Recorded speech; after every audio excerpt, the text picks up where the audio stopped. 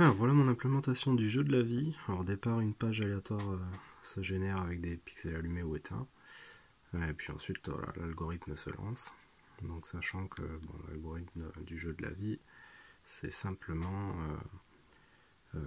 si un pixel est allumé et qu'il a 2 ou 3 pixels allumés autour de lui, il reste allumé. Sinon il s'éteint. Et si un pixel est éteint, il faut qu'il ait 3 pixels autour de lui exactement pour que il s'allume, sinon il reste éteint. Voilà. La règle est très simple, mais voilà, ça peut générer des trucs assez sympas. Donc on est actuellement 250e cycle, on voit en haut à gauche, sachant qu'on a 130 560 pixels à l'écran et que pour chacun de ces pixels, il doit calculer la présence ou non de pixels allumés autour de lui, même pour un pixel éteint évidemment, pour qu'il puisse s'allumer par la suite. Voilà. Voilà. En termes de performance, j'avais fait le calcul, on est environ à entre 5,5 et 6 rafraîchissements par seconde.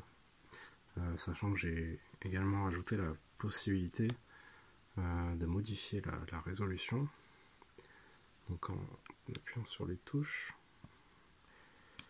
ici, bon là on se rend moins compte parce que ça bouge plus. Le jeu de la vie est revenu stable, mais si je le relance, que je... Ouais. Hop.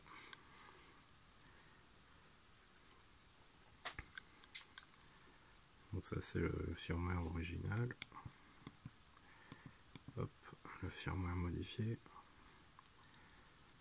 Et donc la petite application que j'ai développée sur le firmware modifié. Hop.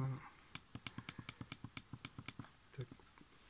Voilà, je le relance. Et là si je modifie la résolution, hop, vous voyez que ça évolue beaucoup plus vite. On est déjà au cycle 100. Ça va très vite. Enfin, tout est relatif.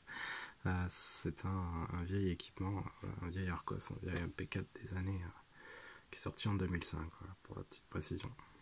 Allez, j'arrête pour que ce soit pas trop long.